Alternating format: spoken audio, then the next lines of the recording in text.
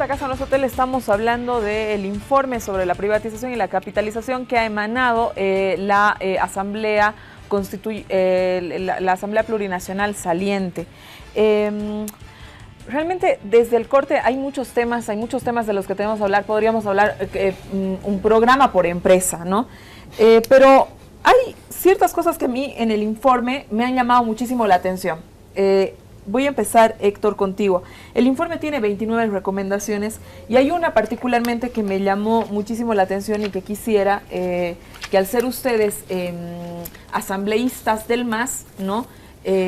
Pues esta recomendación es al gobierno del MAS, que dice en la recomendación 15, la Comisión recomienda por intermedio de la Asamblea Legislativa Plurinacional al Ministerio de Hidrocarburos, Energía y Ministerio de Economía y Finanzas Públicas modificar la normativa que exime a las empresas petroleras del pago del IVA de manera que su pago sea universal y concordante con la Constitución Política del Estado, que establece que no se podrá otorgar a las empresas extranjeras condiciones más beneficiosas que las establecidas para los bolivianos. O sea, yo soy una ciudadana que paga el IVA. ¿Por qué ellos no pagan? Antes de eso, y en la lógica de lo que tú has introducido antes de ir al corte, Susana, hay que mencionar que es importante hacer ahora esta investigación, y yo saludo fue una iniciativa brillante del vicepresidente, el compañero Álvaro García Linera. Mediados del año 2013, la comisión se formó, finalmente en octubre arrancó y hoy tenemos un trabajo muy interesante. Yo creo que es objetivo y necesario hacer esta investigación ahora, y esto te lo digo, Susana, no como ex parlamentario, sino como Procurador General del Estado y como ex Ministro de Defensa Legal del Estado. Todo este desastre, toda esta felonía que nos dejó al borde de la guerra civil en materia social y política, no nos olvidemos que Bolivia hemos estado al borde de una guerra civil, que nos dejó en la economía más depauperada. Hace 10 años, pues, los ministros de Economía tenían que por octubre, noviembre ir a salir con la gorra pidiendo un poco más limosna para poder pagar aguinaldos. Nos dejaron destrozados socialmente, destrozados políticamente y destrozados como nación económicamente. Cuando llega al gobierno el presidente Evo, con un programa muy claro, muy definido, se empieza a revertir todo esto, ¿no? Y esa reversión le ha costado mucho al Estado y le sigue costando al Estado, no solamente en materia económica, en esfuerzo, en trabajo, en sacrificios. Hoy tenemos una nación diferente. Si mañana vamos a poder entregar una carretera de doble vía que ha transformado la visión del altiplano entre La Paz y Oruro, es por el esfuerzo que el presidente Evo Morales ha hecho, que la nación boliviana comandada por este líder ha hecho para recuperar todo esto.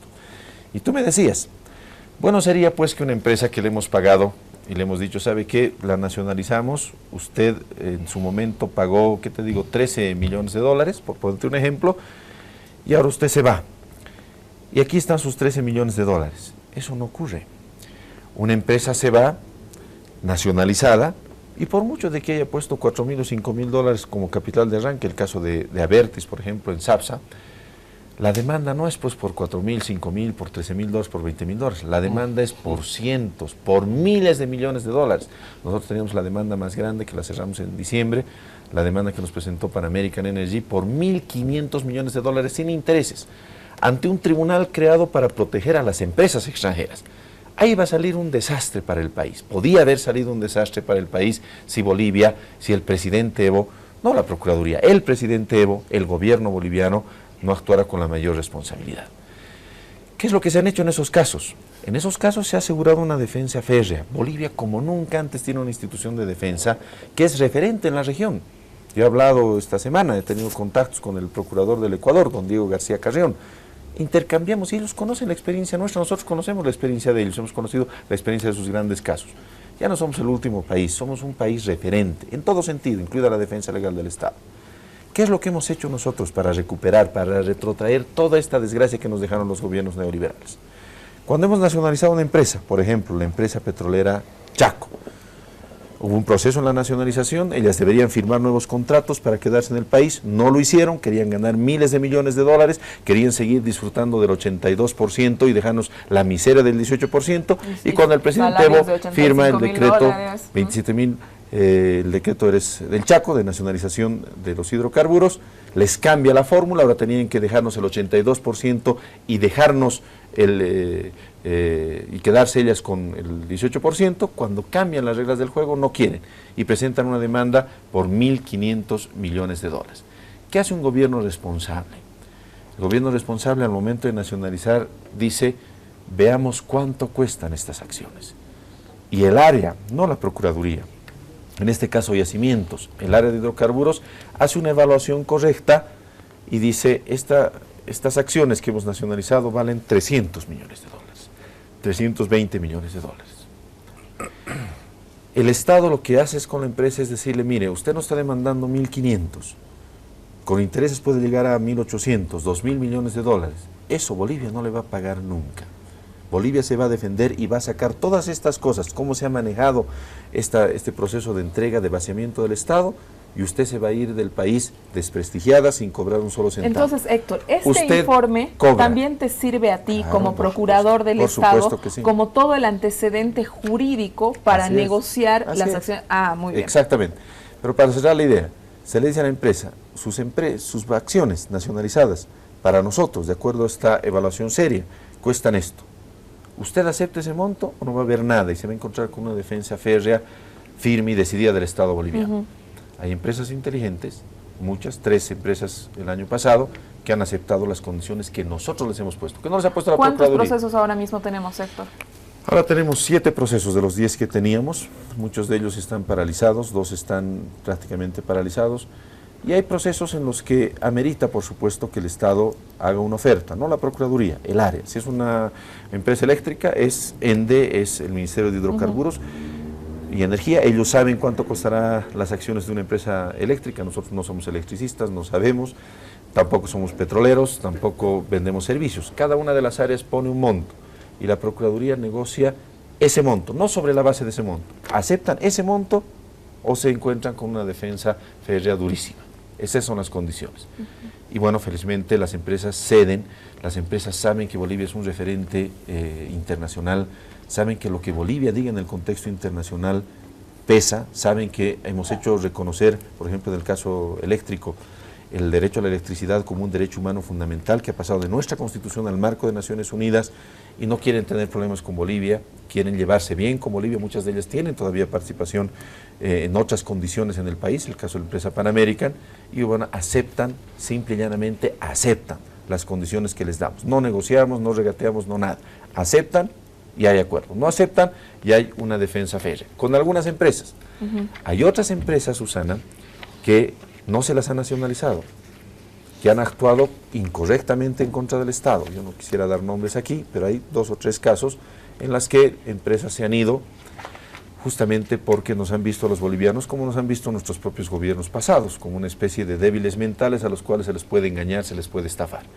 Esas empresas se han ido después de haberse beneficiado indebidamente del Estado y aprovechando este sistema de protección de inversiones, entre comillas, que los beneficia, presentan demandas en contra del país. Ante esas empresas no hay nada, no hay un pago, no hay nada, y hay la guerra hasta el final. Y finalmente, si los tribunales internacionales arbitrales no son imparciales, son incorrectos, haremos lo que ha hecho la Argentina, lo que está haciendo el Ecuador, pelearemos hasta las últimas consecuencias y demostraremos con la mayor dignidad quién tenía la razón. Esa forma de actuar de respeto a la seguridad jurídica, que hay que entender la seguridad jurídica, Susana, no como se entendía en el pasado, seguridad jurídica para la empresa, venga usted, aquí le damos un menú de derechos, usted va a estar feliz y contento, y el Estado, pobre Estado, que se arruine y que se arruine con él todos sus ciudadanos, que pasen hambre, que pasen miseria. La seguridad jurídica es un concepto ambidiestro. Para el inversionista que quiere venir a Bolivia, que venga. Estamos aprobados, la Procuraduría ha terminado la nueva ley de conciliación y arbitraje, hay una ley de empresas públicas, hay una ley de promoción de inversiones, hay condiciones diferentes y la inversión ha llegado, la inversión está aquí. Pero también hay seguridad jurídica para el Estado, para nosotros, para los bolivianos. Quizás, Susana, para no dejar colgado el tema, lo que pedía Carlos, ¿no? Hablar de Fundapro un poco. Ese es, digamos, el caso que se ha terminado de cerrar, decía Adolfo, con el cual se comienza.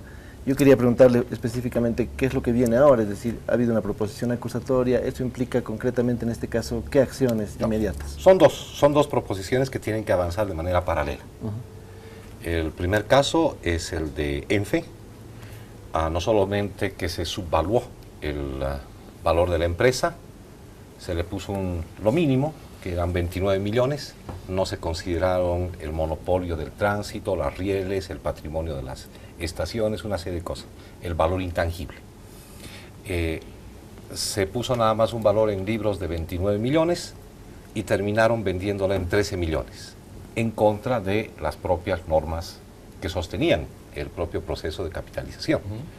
Eso implica instaurar un juicio. Eso implica instaurar un juicio. Lo mismo sucede en el caso de Fundapro, porque de lo que se trató es de la autorización, sin que medie una decisión congresal, de recursos, de un crédito y de una donación para el Estado boliviano, destinados, transferidos a una sociedad inicialmente sin fines de lucro. O sea, el Estado renuncia a una donación y la entrega a un ente privado. No, el Estado recibe la donación. No es que reconoce, y la le donan al Estado y le dan un crédito. Y ese crédito y la donación le pasan al ente privado. A una fundación. A una fundación. Sin fines de lucro. Sí, pero hay que hacer algunas precisiones. Pero ahí no me dio aprobación congresal, no me dio aprobación del propio gabinete del gobierno de Jaime Paz Zamora, me dio una decisión por acuerdo, aquí tengo uno de los documentos, entre Samuel Doria Medina y la Embajada de Estados Unidos de Norteamérica. Nada más. O sea que el ministro de Planeamiento del momento decide con una embajada, más allá de cuál sea, etcétera, decidir meter dineros de donación para un país a una fundación privada. Como si el ministerio no fuese su casa, sino fuese el hotel de los que vienen. ¿Y ese dinero a quién termina beneficiando, Rodolfo?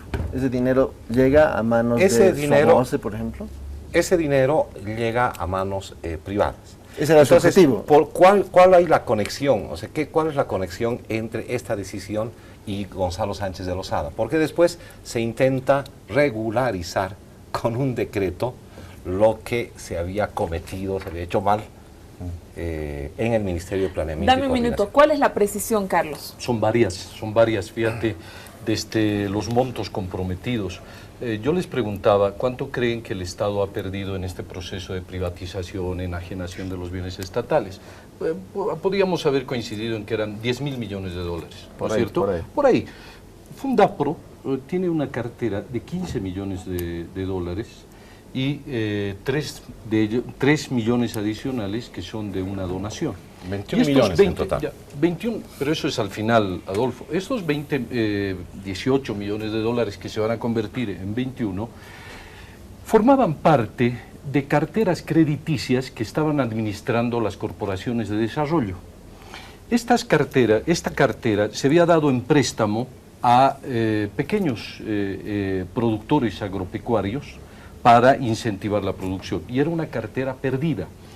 USAID, evidentemente, que era el departamento o el gobierno norteamericano, era el acreedor de esos dineros que le había entregado al Estado boliviano, el Estado boliviano a las corporaciones de desarrollo y las corporaciones de desarrollo a ciudadanos bolivianos que habían sido beneficiados con esos créditos. Bueno, esa era una cartera en mora. Y cuando las empresas, las corporaciones de desarrollo iban a desaparecer, lo que sucede es esta idea de que esa deuda no desaparezca y que se vaya a Fundapro. Fundapro es una entidad evidentemente privada que recibe no dinero en efectivo, sino recibe una cartera en mora. El compromiso de que los productores le paguen. Le paguen y que ese dinero, que digamos recupere, y los beneficios que puedan generar, y además estuvieron involucrados no solamente USAID, sino la Corporación Andina de Fomento, etcétera, otras entidades, y el propio Estado, crean esa fundación con el objeto de recuperar y de reinvertir. ¿Y cuál es la realidad de Fundapro hoy día? Fíjate, es una empresa que sigue funcionando, que 20 años después esa cartera que según los donantes norteamericanos iba a perderse, hoy es una empresa que tiene 50 millones de dólares de capital, que ha pagado esa donación, donde no se ha perdido ni un centavo, y esto lo pueden decir. Sería absolutamente pertinente que pudieran estar acá los directivos de Fundapro, que entre otras cosas, Adolfo, o sea, Samuel Doria Medina no tiene ninguna participación en Fundapro. Mi no. pregunta... No. La Pero relación que tú planteas... Voy a hacer la relación, la porque relación, no es déjame, verdad o sea, que tú era, me rebates que era- después de lo que yo te diga. que era en mora. Acá está la carta de implementación elaborada por el representante de la Embajada de Estados Unidos con la conformidad y firma de Samuel Doria Medina, y se habla del préstamo y de la donación de referencia para la institucionalización de un nuevo sistema financiero.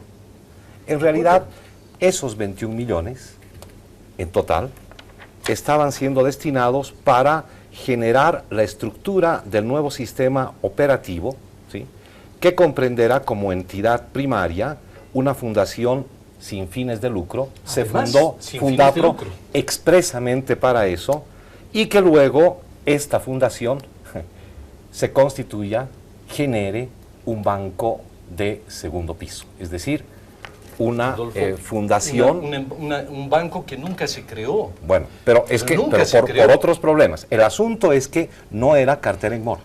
Era cartera No. en mora. No. Era, Y eso, era de una todas cartera maneras, que se lo puede Yo, si me permite, Susana, investigar. yo voy a discrepar un poco con mi compañero y Pero amigo, bueno, de todas don maneras, Adolfo de todas Mendoza. maneras fueron decisiones más allá de A la mí me cartera gustan o no. las discrepancias entre compañeros. Más A ver, allá por de la- favor. Yo más no allá de comparto aquello, mucho, Susana. Fue una decisión arbitraria, al margen de la ley, que no tuvo aprobación verdad. congresal no es verdad. y todos los elementos. Aquí están No, las pruebas. ¿sabes qué? Lo No, que pasa... no, a ver, no va a haber me curso a la gustaría discrepancia. me gustaría, querido Creo que Héctor, el Héctor te va a defender. Claro. No. A ver, Por eso que me A ver, defiendo, a ver, después de Héctor, hacer esta aclaración, esta precisión. Dale, ¿no? Carlos. Es decir, uno de los argumentos que tiene Adolfo es que no se hubieran cumplido ciertos procedimientos legales, como que una autorización legislativa.